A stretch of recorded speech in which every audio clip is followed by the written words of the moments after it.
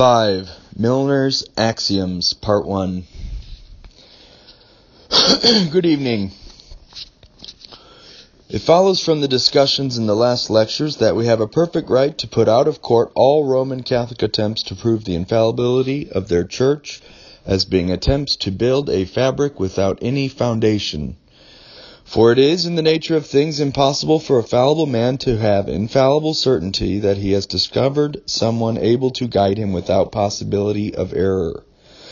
But I should be sorry to seem to want to get rid of the Roman Catholic arguments by any logical tour de force, or in any way to evade meeting them fairly and fully. I do not think their case can be stated in a more taking way than it was done in a book now rather old, but which was at one time relied on as far and away the most effective book of Roman Catholic controversy, and which has still much circulation and popularity.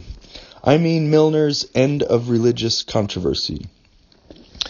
Milner begins by laying down 3 maxims, the truth of which, he says, no rational Christian will dispute. First, our divine Master Christ, in establishing a religion here on earth to which all the nations of the earth were invited, left some rule or method by which those persons who sincerely seek for it may certainly find it. Secondly, this rule or method must be secure and never failing so as not to be ever liable to lead a rational, sincere inquirer into error, impiety, or immorality of any kind. Thirdly, this rule or method must be universal, adapted to the abilities and other circumstances of all those persons for whom the religion itself was intended, namely, the great bulk of mankind.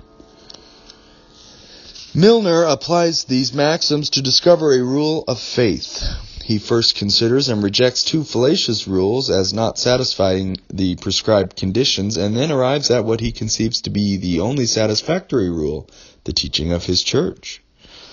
The first rule, which he pronounces fallacious, is a supposed private interpretation or an immediate light or motion of God's Spirit communicated to the individual.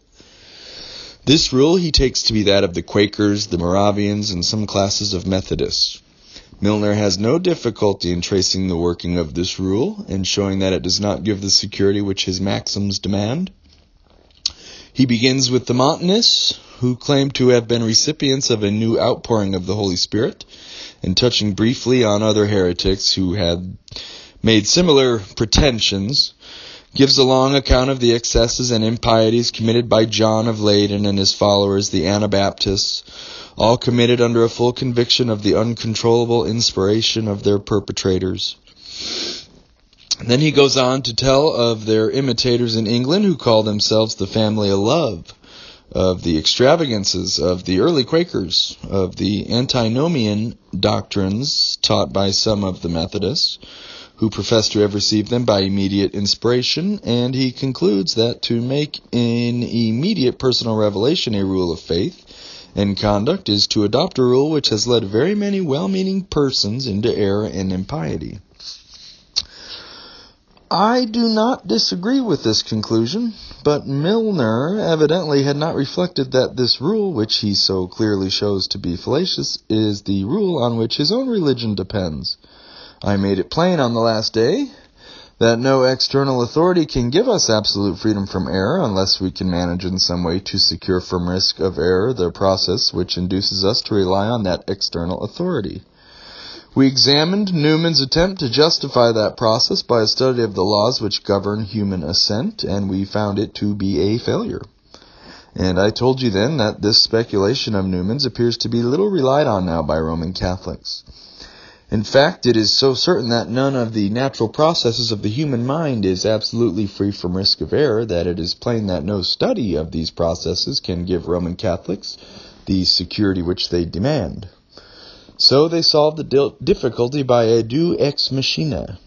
They are not naturally infallible, but God has made them so. It is by a supernatural gift of faith that they accept the Church's teaching and have a divinely inspired certainty that they are in the right. Well now, it is evident that if this be the ground of belief, those who think that they are relying on the Church's infallibility are in reality relying on their own. The whole basis of their system crumbles from under them if it is possible that this supposed supernatural gift of faith can deceive them.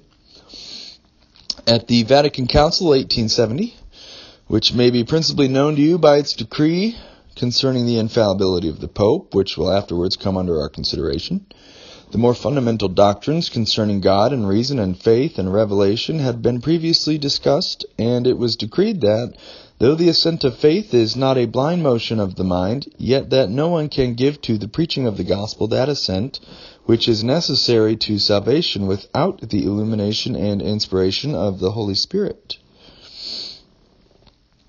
The Council proceeds to anathematize the assertion that it is only living faith that worketh by love, which is the gift of God.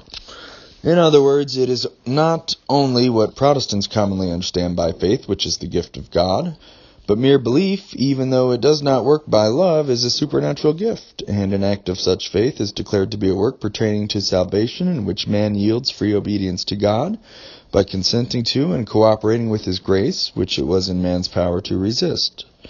Finally, those are anathematized who say that Catholics have any just cause to call in doubt the faith which they have received under the teaching of the Church, by suspending their assent until they have got a scientific demonstration of the credibility and truth of their faith.